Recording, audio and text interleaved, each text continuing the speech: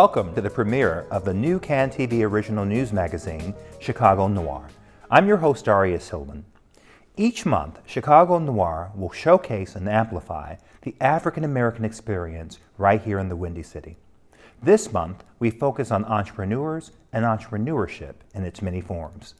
We'll meet a group of micro-entrepreneurs who are bright examples of the dignity that comes with the opportunity to earn a living.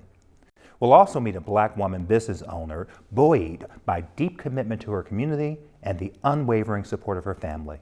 But first, he's a serial entrepreneur who has created a sunscreen line for those of us blessed to be highly melanated. Dujon Smith truly does have skin in the game. I was in New York in the fall of 22.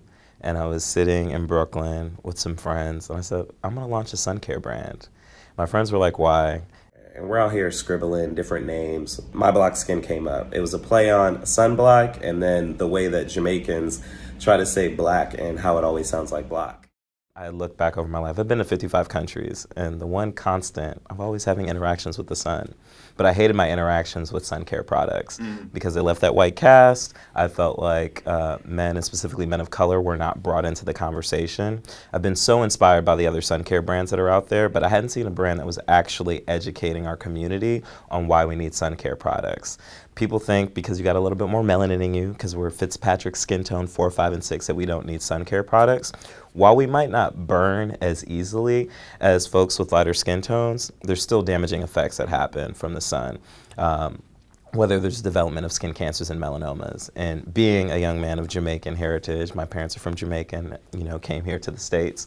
I knew Bob Marley died from melanoma that started in his foot. And after looking at the clinical trials and data and the reports that came out that Black men specifically were dying from higher rates of skin cancers and melanoma, I said, I'm gonna launch a brand that's gonna be this sort of educational platform, but also a wonderful formulated sort of sun care product that educated, but then still, protected the melanin and allowed it to glow.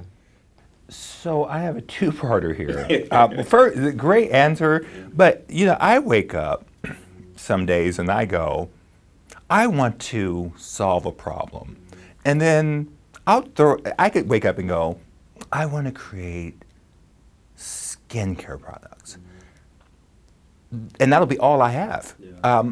What was it, and maybe perhaps your work here at Accenture, we are in the Accenture offices, kind enough to host us today.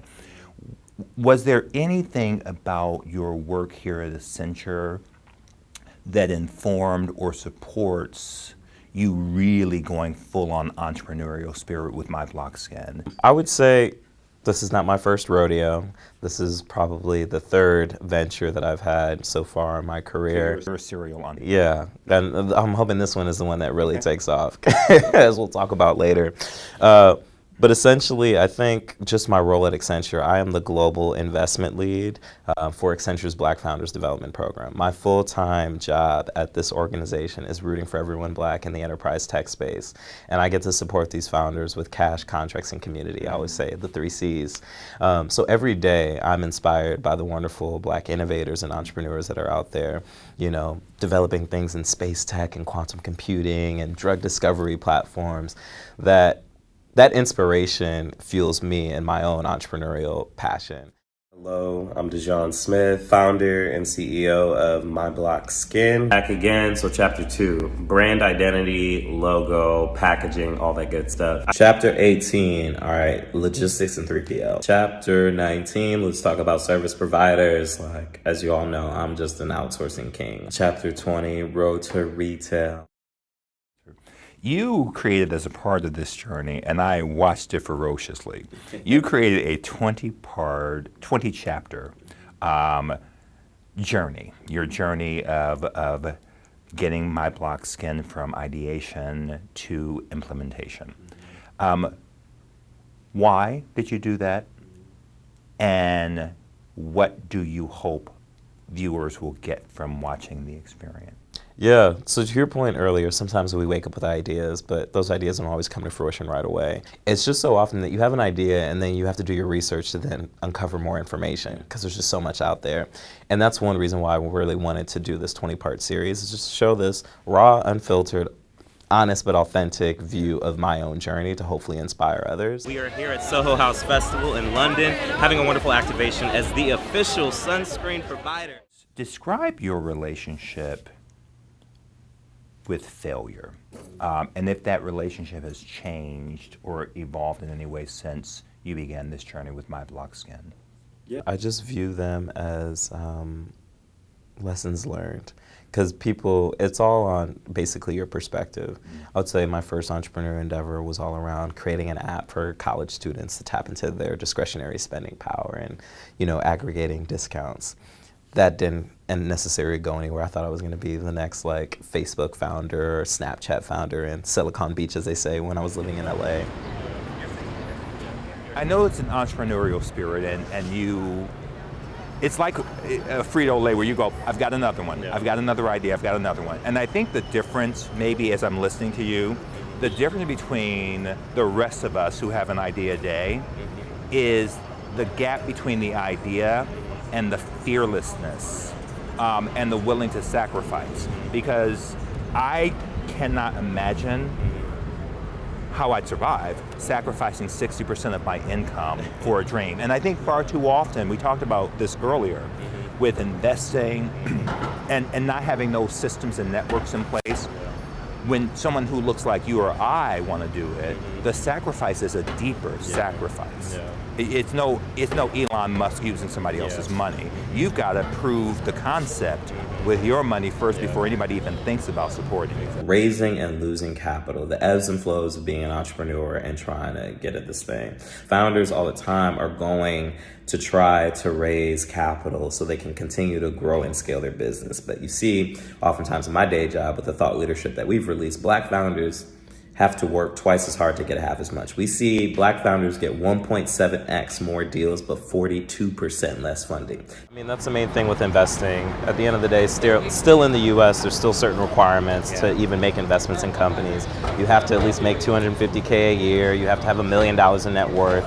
And that's another thing that is a conversation that still needs to be had, because that's still blocking a lot of people from participating in an asset class that can have crazy, wonderful outsized returns. We talked about the educational aspect of My Block Skin. As you're building out the company, is that going to include some of the spokespeople you use, educational programs? Yes. What are you envisioning for that?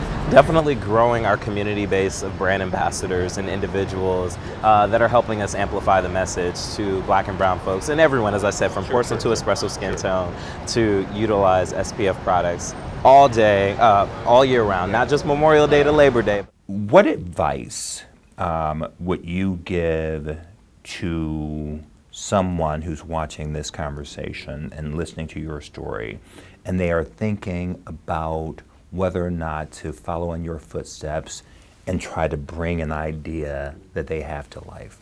What key advice would you give them? Really just focusing on the execution, because to your point, the ideas and the concepts are one thing, but if your execution isn't there, then it's not really going to come to life or fruition. And for me, even in the threads of that 20-part series, I couldn't do any of this by myself. I am one individual that is the face of the company, but there's a whole team of individuals that I had to bring in, contractors, co-founders, employees, that helped bring this product to life and bring this story to life. So I would say, if you're an entrepreneur that's out there that has an idea or a concept, really think through who is going to be your system of support, who are going to be the people within your organization that are really going to help you with the execution, because that's going to be the most important thing. We have other products in the pipeline, like a lip balm, a cream for folks that need a little more, some face mask and other under eye creams and such. Get to it. Yeah, but I really see, similar to like the Mael Organics that sold to P&G, or to Bevel that I think sold to Unilever and other, that is the space where we can start building generational wealth. Yes. Where investors and other co-founders who look like me are able to cash out and then invest into other entrepreneurs moving forward. So that's what I hopefully see in the next 5 years. We have a liquidation event where we're creating generational wealth opportunities for the early employees that believed in My Block Skin in its early days and the investors as well. Bravo to you, my friend. Very nice talking with you. CAN TV is the lens through which Chicago's stories are told, harnessing the unifying power of community television. With CAN TV On Demand, immerse yourself in the richness of our city through exclusive stories and programs tailored just for you, connecting you to the heartbeats of our streets, the voices of our people, and the spirit that makes Chicago unique. Discover the strength of your community on CAN TV On Demand. The first edition of Streetwise hit the streets of Chicago back in 1992. The organization's founder, Judd Lofche, was intent on implementing a practical solution to the crises of homelessness in Chicago. The idea was simple: give homeless individuals a chance to regain personal dignity and help themselves by selling a newspaper to earn an income rather than beg. 32 years later, Streetwise continues to provide that dignity and opportunity by taking it to the streets.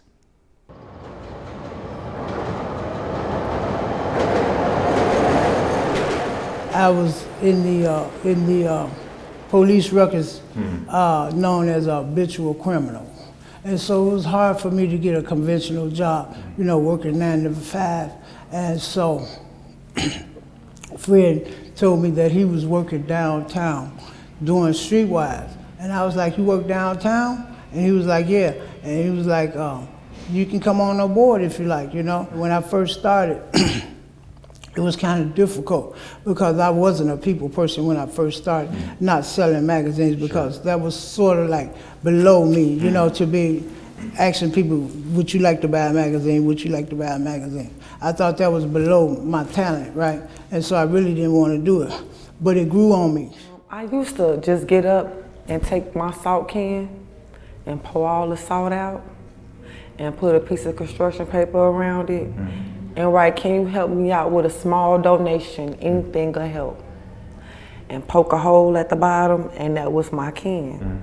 And now I go out and ask, "Could you help me with a small donation? Anything will help." But at the end of the day, I open up that can, I got like $50 in this can. So I went to Jewel right here on Roosevelt and did my can. And who was that came up to me? He brought me in here. He ended up giving me to Mr. Allen, dropped me off right here in this room. And cause he asked me, he said, "Could I take you somewhere?" I work for Streetwise. I said, "Well, I got a couple of people in this store that said when they come out, they finna put something in my can. So I don't wanna miss So my mama gotta make her money. He said, "I promise. Here go a magazine right here. I'm gonna take you to the place. I'm gonna ride you there." I didn't want to get in the car with him, but I took a chance, and that chance changed my life. And how long ago was that? Like 3 years ago. 3 years ago. And you're a mom? Yes. I have an oldest, she's 14, and I was going through a domestic violence situation, which led me to start hustling out my salt can. And me hustling out my salt can led me to Streetwise. Help our viewers to understand what the dignity that we all deserve that you get to have, the difference between just holding up the can going, "Can you help me?" versus something you're part of, you're an entrepreneur, that you go, "I'm not just asking for a handout, I'm offering a service." Yes, it's a big difference. How does that make you feel? It makes me feel better to be able to give something back to the people, because they have already gave me stuff for nothing, and I had nothing to give back. There was a group of very concerned young millennials at that time, individuals who came together, and they were doing feeding programs, they were assembling hygiene kits, and they just felt like that wasn't enough. How long ago was this? 1992. Wow. Okay. Yes. So one of them was out on a business trip in New York City and saw the very first street paper that was in New York City and thought, exactly what you just had the bubble go off over your head and thought, we could easily bring something like this to Chicago.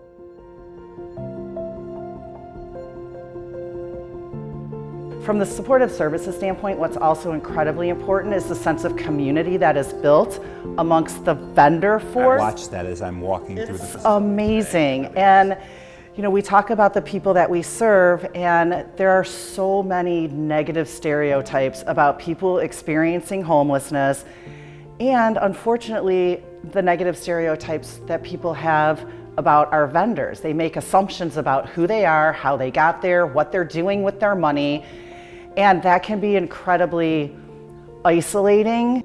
The journey to long-term sobriety is an ongoing journey. What role has your participation with Streetwise, how does it support your sobriety? How does it move you forward? I have had my hand out, asking people for money, you know, in front of a liquor store because I was an alcoholic.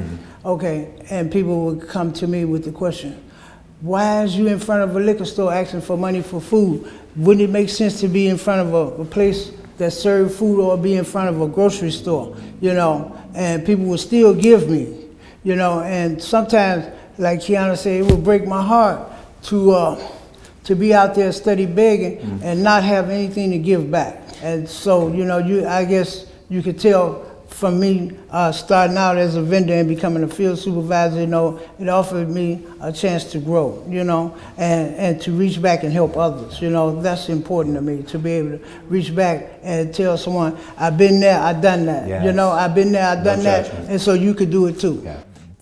People generally want the dignity that is afforded them of having a job. If you want to start breaking myths, come and have conversations with people who are the stories you understand, and then see if you still feel the same way. So that's why I think the power of this and the power of the work that you all are doing. You know, I'm a big old fan of the work here. If there is one thing you wanted to leave our viewers with, Julie, what would that be? That the reason that Streetwise vendors are out there selling the magazine is not why you think. Lots of people are one paycheck from disaster. Lots of people are one paycheck or one massive expense that they didn't plan on, and a lot of the folks that we serve just didn't have that safety net, that family, that support to catch them before they fell. And that, you know, that what you've recognized is that there is an internal drive to work and earn money with dignity. And by me working here, yes, Julie has helped me. I have to say her name. Julie has helped me. That's the executive director of Street. Yes, she has helped me. I had a studio. She helped me move into my first own studio. I loved it. And it's no looking back from that. I have to speak up for Julie. I have to say her name again because Mr. Allen coached me and she helped me. Yeah. If I tell people, you know, when they come to Streetwise, just be at your location at the same time every day to meet the same people so you can have regular customers. And once you have regular customers, you have a consistent income. Yes. Okay, a regular income that you can depend on. And that's the hand up. We have the magazine Hand Up Streetwise instead of a handout. Give me something, you know. Every community has a story, a pulse, a voice waiting to be heard. At CAN TV, we bring these stories to light, from the heart of Chicago to your living room. Join us in supporting hyper-local television. Your backing helps us cover what matters directly in our communities, unfiltered and upfront. Help tell the important stories of our communities. Become a program underwriter today. For more than 40 years, CAN TV has been Chicago's voice, your voice.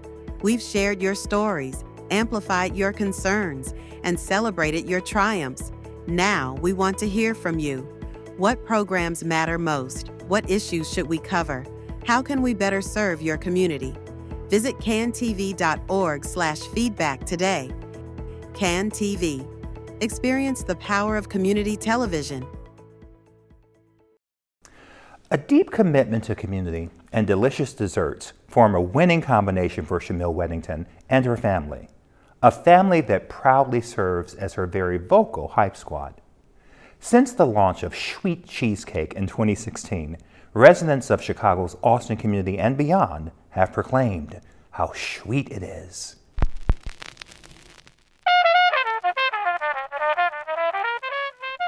As we sit here right now, tell me where are we? We are at Sweet Original Homemade Chicago Cheesecake, our little humble artisan bakery on the west side here in the Austin area, 5248 West Chicago Avenue.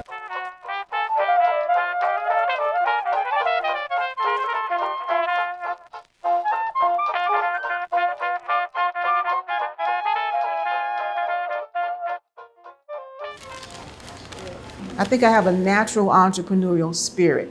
I love to create things. I love implementation. I love to execute.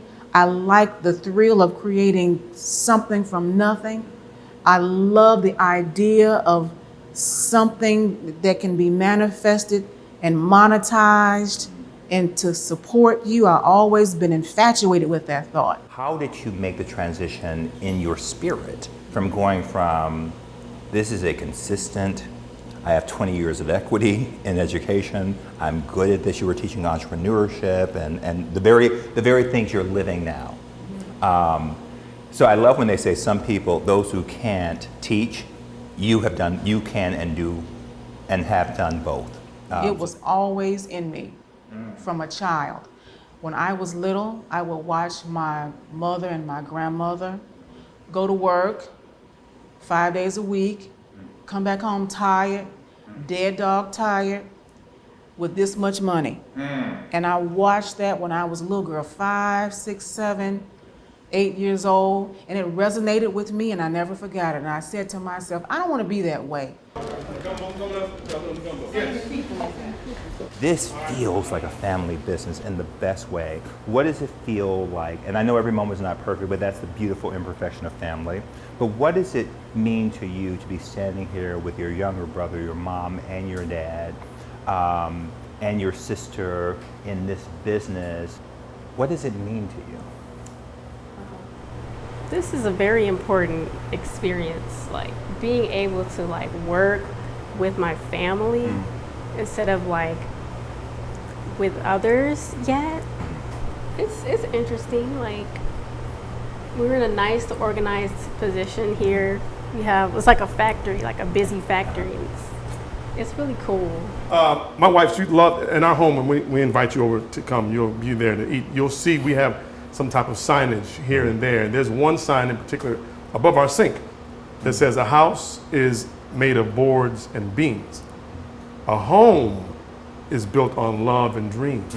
And that's what we've been about on this particular journey. You know, the love and the dreams. That's what we've been putting into our 3 children just to get them out there. That's what we share with each other.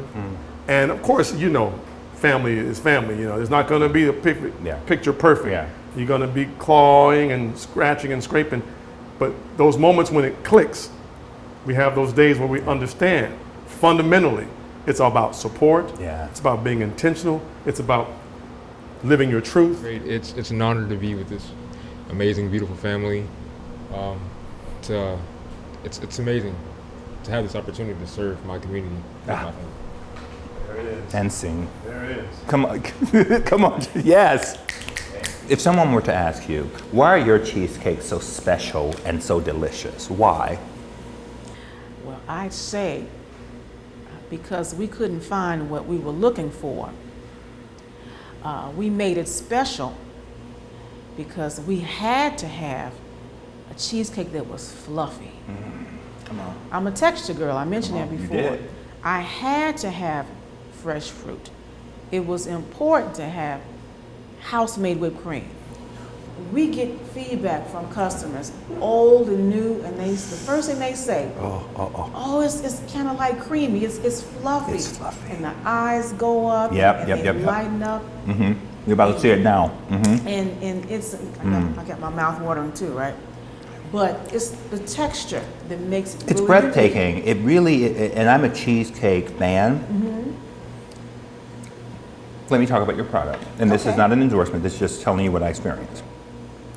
It is light without being non-existent. It's not overly sugary. It feels fresh in your mouth. You just, even for someone like me, you know you're tasting fresh ingredients. You have, this right here is called... That's the Viola strawberry. And the Viola is named a after namesake. my grandmother Viola. Tell me about Grandma Viola, because I feel like this food is touched with love. My granny was born in 1930 in Greenwood, Mississippi. She was one of 9 children. And they were sharecroppers. And her mother passed away in childbirth. And so her sister, my great aunt Viola, she was a senior, her and her husband, Mr. Young, you know, typical story, they split up all the kids. Some went to these relatives, some went to those. It's a very common story in the black community. And so my grandmother and her sister came to Chicago with Aunt Viola and her husband. And they grew up, or they were raised in South Lawndale. So Viola, she would tell me about the train ride up to Chicago and how they had to stand because, you know, they were black. You know, they had to stand because in the Negro section. Yeah. So that's one of the many stories I remember her telling me about being a part of the Great Migration. What advice, a piece of advice you would give to a would-be entrepreneur at home or on their computer or on the park bench watching this online on streaming? What advice would you give them as they are contemplating taking a dream and perhaps working to realize it? I would say just be so ever excited about what you do. Don't you let anybody kill that thing. Don't be intimidated by big and established brands. You can do it. You can bootstrap this thing. You can create something from nothing. It's your energy and your wherewithal that can take you where you need to be. And if you work in the spirit of integrity, it will attract everything that you desire.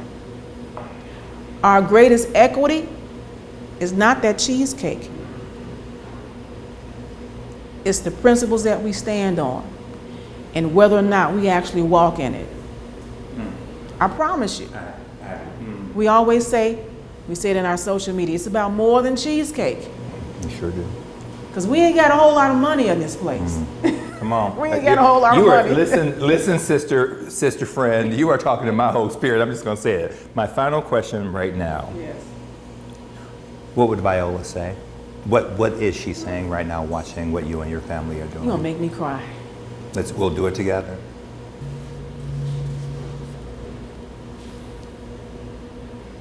She would say, you have a place. You deserve a place.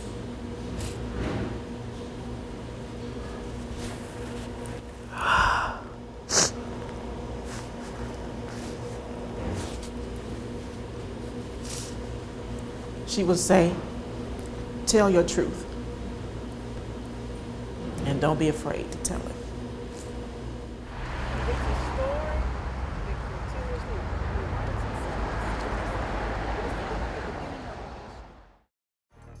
Thank you for joining us for Chicago Noir.